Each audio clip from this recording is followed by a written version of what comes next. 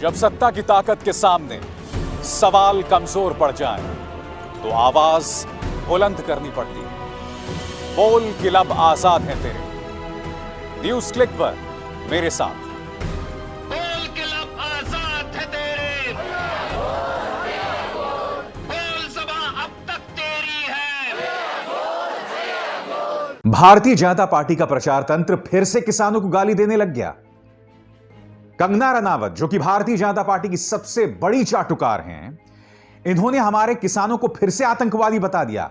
और किसान को आतंकवादी बताया तो बताया, देश को भी गाली दे रही हैं। अब ये आपकी स्क्रीन पर इन्होंने क्या कहा और इन्होंने किसके जवाब में ये बात कहा, मैं आपको बाद में बताऊंगा। सबसे पहले इन्होंने क्या कहा आपकी स्क्रीन पर। किसानों के मुद्दों की बात कोई इसलिए नहीं कर रहा है क्योंकि वो आतंकवादी हैं जो देश को बांटना चाहते हैं ताकि चीन हम पर कब्जा कर सके, ताकि चीन हमारे कमजोर टूटे हुए देश पर कब्जा कर सके और उसे चाइनीज कॉलोनी बना दे, बिल्कुल अमेरिका की तरह। बैठ जाओ मूर्ख, तुम लोगों की तरह हम अपने देश को नहीं बेच रहे हैं। यह क्यों कहा कंगना रनावत ने?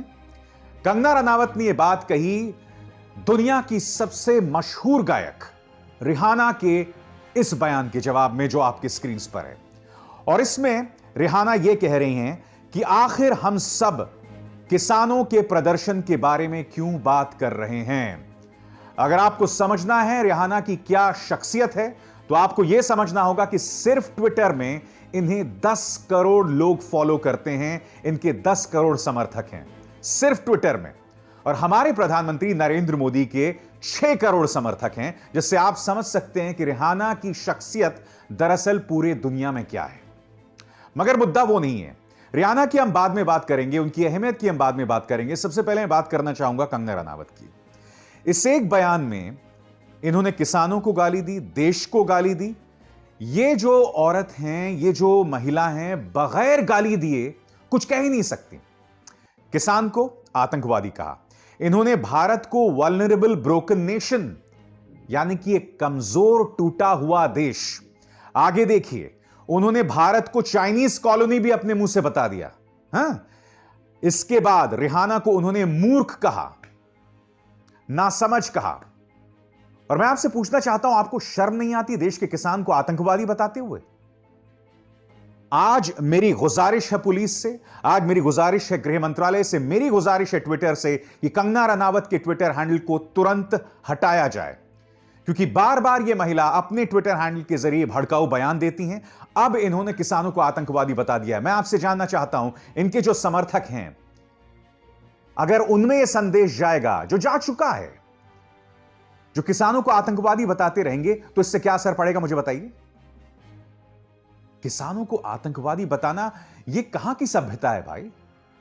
और फिर आगे कहती हैं कि ये जो किसान हैं वो हमारे देश को बांटने की कोशिश कर रहे हैं ताकि चीन हम पर कब्जा कर ले। हमारे 20 सैनिक मारे जाते हैं मोहतरमा कंगना, 20 सैनिक शहीद हो जाते हैं और प्रधानमंत्री नरेंद्र मोदी के मुंह से आज तक चीन शब्द नहीं निकला है। क्या आपने कभी प्रधानमंत्री नरेंद्र मोदी को इस मुद्दे पर कटघरे में खड़ा किया है कि मेरे 20 जवान शहीद हो गए थे और आप खामोश रहे उनके आक्रामक के बारे में, उनके गुनहगार के बारे में? चीन अब भी हमारी जमीन पर कब्जे किए बैठा हुआ है और उसके बारे में आपके मुंह से एक शब्द नहीं निकलता। कितना जलील होंगी मैडम आप। और देश के बारे में कहना वल्नरेबल ब्रोकन नेशन, टूटा हुआ देश। टुकड़े टुकड़े गैंग कौन है भाई? अगर आज की तारीख में आपको लगता है कि मेरा देश टूटा हुआ है तो इसका जिम्मा किसी और का नहीं बल्कि पिछले 6-7 सालों में जो सरकार चल रही है, जिसने देश के अंदर टुकड़े टुकड़े गैंग और न जाने किस तरह की चीजों का समावेश हमारी जुबान, हमारी बोली में हुआ है, यह उसका परिणाम है। अगर देश टूट रहा है तो उसके लिए कटघरे में वो सरकार है जो पिछले 6-7 सालों से सत्ता में है, जो तमाम राज्यों में सत्ता में रही है। क्या उस सरकार को कटघरे में खड़ा करने की आपकी हिम्मत है, मोहतरमा कंगना रनावत? और सबसे ज्यादा हास्यास्पद बात दोस्तों, रिहाना ने जो कहा उस पर भारतीय विदेश मंत्रालय की प्रतिक्रिया भी आ गई है। रिहाना जो है वो कोई देश नहीं है, वो एक प्राइवेट सिटीजन है, वो एक गायक है, और उस पर भारतीय विदेश मंत्रालय की प्रतिक्रिया भी आ गई। इसलिए तो मैं बोल रहा हूं दोस्तों, एक आदमी की इज्जत बचाने के लिए इन लोगों ने देश की कूटनीति की ऐसी तैसी कर दी है, देश की विदेश नीति की ऐसी तैसी कर दी है। आपकी स्क्रीन पर दोस्तों यह है भारतीय विदेश मंत्रालय की प्रतिक्रिया, वो प्रतिक्रिया जिसमें अर्ध सत्य के अलावा कुछ नहीं है, और सबसे बड़ा अर्ध सत्य उनकी पहली प्रतिक्रिया में है। The Parliament of India, after a full debate and discussion, passed reformist legislation relating to agricultural sector. क्या कहा कि भारतीय संसद ने पूरी बहस कराने के बाद इसे पारित किया। तो माननीय विदेश मंत्रालय, क्या मुझे आपको याद दिलाने की जरूरत है कि राज्यसभा में यह बिल कैसे पारित हुआ था? इस मुद्दे को जो है एडवाइजरी कमेटी को नहीं भेजा गया, चर्चा के लिए नहीं भेजा गया, सांसद इस पर अपनी राय रखना चाहते थे, वो तक नहीं हुई, और आपने जोर जबरदस्ती से राज्यसभा में इसे पारित कर दिया। क्या आप भूल गए कि महात्मा गांधी की मूर्ति के सामने आजाद भारत के इतिहास में शायद पहली बार हुआ होगा जब इस तरह से बिल पारित करने के खिलाफ राज्यसभा के तमाम सदस्य जो थे वो महात्मा गांधी की मूर्ति के सामने मौजूद थे। सबसे बड़ा अर्धसत्य विदेश मंत्रालय की प्रतिक्रिया की पहली पंक्ति में आ चुका है दोस्तों, और ये लोग अंतर्राष्ट्रीय तौर पर इस तरह से देश की नाक काट रहे हैं। मगर मेरा बड़ा सवाल यही है कि देखिए, अगर यहां पर कोई देश बात करे तो बात समझ आ रहा है, यहां पर रिहाना की बात पर यहां प्रतिक्रिया दी जा रही है।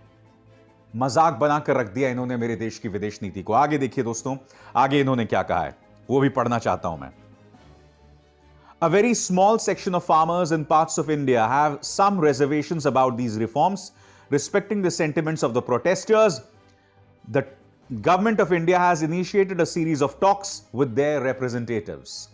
उनकी भावनाओं का सम्मान करने के लिए हमने उनके साथ बातचीत शुरू कर दी है। तो मैं विदेश मंत्रालय से पूछना चाहता हूं कि अगर आपने उनकी भावनाओं का सम्मान किया है तो सिंघू बॉर्डर पर, गाजीपुर बॉर्डर पर या फिर शाहजहांपुर बॉर्डर पर आपने इंटरनेट क्यों बंद कर दिया, जो रिहाना भी उठा रही हैं, ग्रेटा थनबर्ग भी उठा रही हैं, या जिम कॉस्टा भी उठा रहे हैं, या मीना हैरिस भी उठा रही हैं। मैं आपसे पूछना चाहता हूं कि आपने उस जगह पे इंटरनेट क्यों बंद किया? आपने तमाम चीजों की प्रतिक्रिया यहां विदेश मंत्रालय ने दे दी, मगर आप हमें यह नहीं बता रहे हैं कि आपने वहां इंटरनेट बंद क्यों किया। आज मैं आपको चुनौती देता हूं और आपसे अपील करता हूं, अगर आप में हिम्मत है तो किसान को रामलीला मैदान में प्रदर्शन करने दो। करने देंगे आप? क्योंकि एक बार जब वो रामलीला मैदान में प्रदर्शन करता है जहां पर 1 लाख के करीब लोग आ सकते हैं, तब जाहिर सी बात है जो पूरा घेराबंदी है दिल्ली की वो सब खत्म हो जाएगी। यानी कि अगर ट्रैफिक में दिक्कत आ रही है, उस इलाके में आपको इंटरनेट बंद करना पड़ रहा है, तो वो सब बंद हो जाएगा ना। आप उसे रामलीला मैदान में क्यों नहीं आने देते? विदेश मंत्रालय अपनी नाक इस तरह से कैसे कटवा सकती है? देश की इज्जत का सवाल है भाई, देश की इज्जत की तो आप बकिया मत उधेड़िए। एक प्राइवेट सिटीजन क्या कह रहा है उस पर आपने रिएक्शन दे दिया।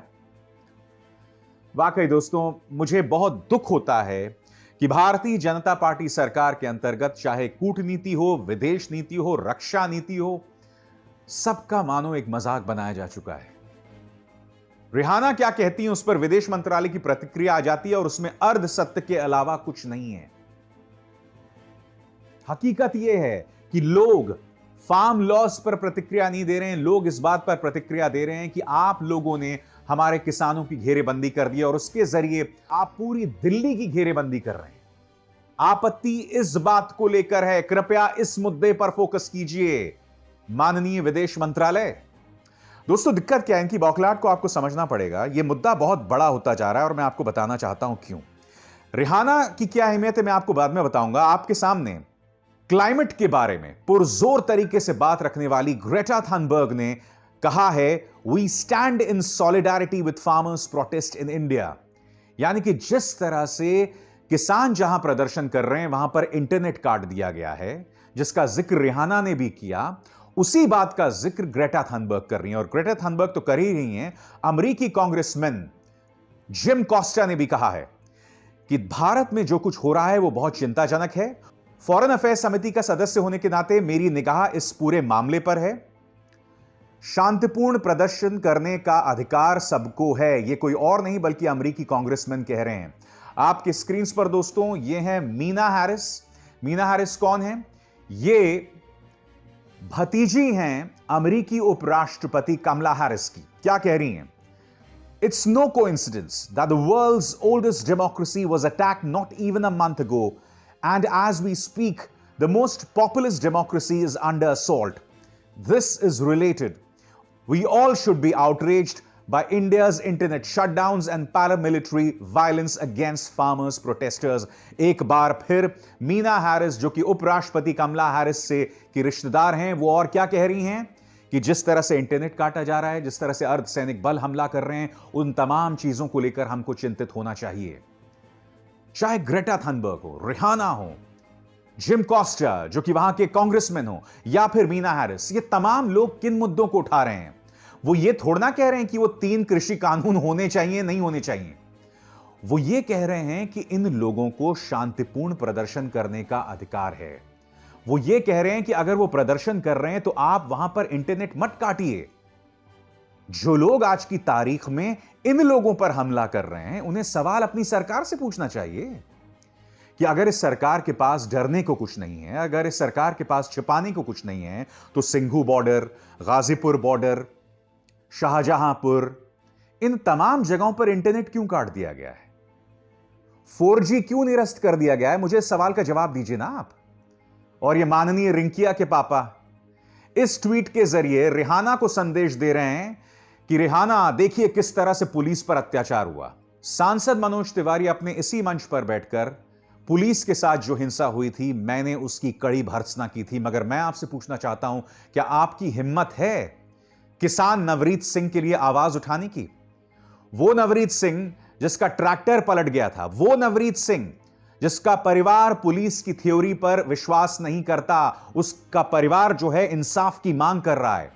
और जो पुलिस की थ्योरी के उलट बात रख रहे हैं, उनके खिलाफ देशद्रोह का मुकदमा दर्ज किया जा रहा है। देश भर में उनके खिलाफ FIR दर्ज किया जा रहा है। तो मैं आपसे जानना चाहता हूं मनोज तिवारी, क्या आपने किसानों के लिए अपनी आवाज बुलंद की? क्योंकि मैंने अपने पुलिस वालों के लिए आवाज बुलंद की। जब लॉयर्स ने, जब वकीलों ने पुलिस वालों को मारा था, तब भी मैंने अपने पुलिस वालों के लिए आवाज बुलंद की थी। मैं आपसे पूछना चाहता हूं मनोज तिवारी, क्या आपने कभी भी पुलिस वालों के लिए आवाज बुलंद की जब उनकी वकीलों ने पिटाई की थी? नंबर 1। या फिर जब मेरे 20 जवान शहीद हो गए थे, तब क्या आप अपने सरकार से आपने सवाल किया था? या फिर उनकी शहादत को लेकर आप वोट बटोर रहे थे, जैसा कि आपने पुलवामा में किया?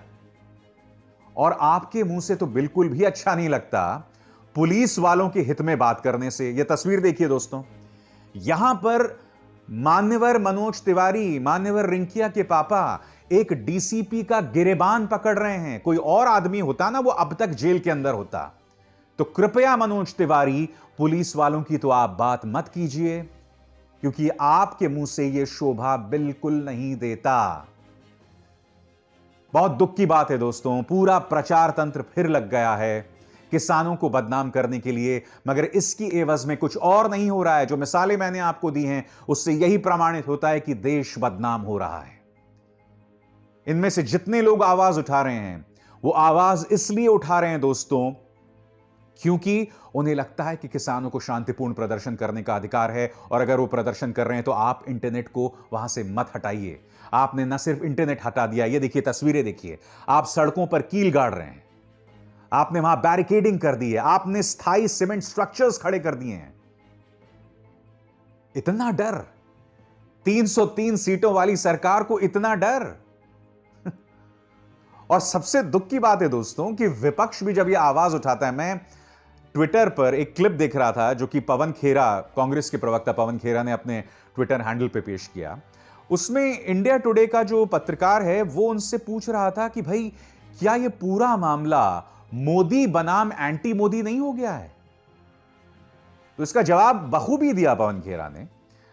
और मुद्दा यहां पर यही उठता है कि प्रधानमंत्री नरेंद्र मोदी से सवाल उठेगा उस एक व्यक्ति की शख्सियत को बचाने के लिए आप इंटरनेट नहीं काट देंगे।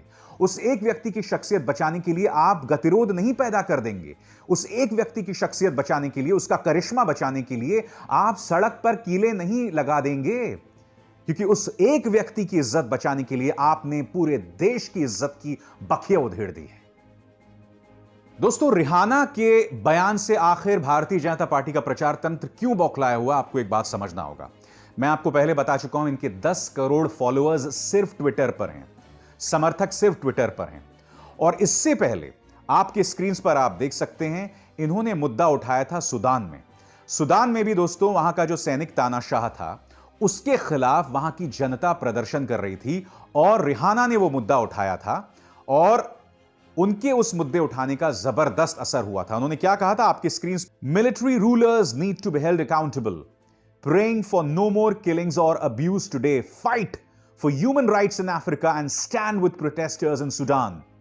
क्या बोल रही हैं यहां पे रिहाना कि सैनिक तानाशाहों को कोई अधिकार नहीं है लोगों के हकों को दबाने का।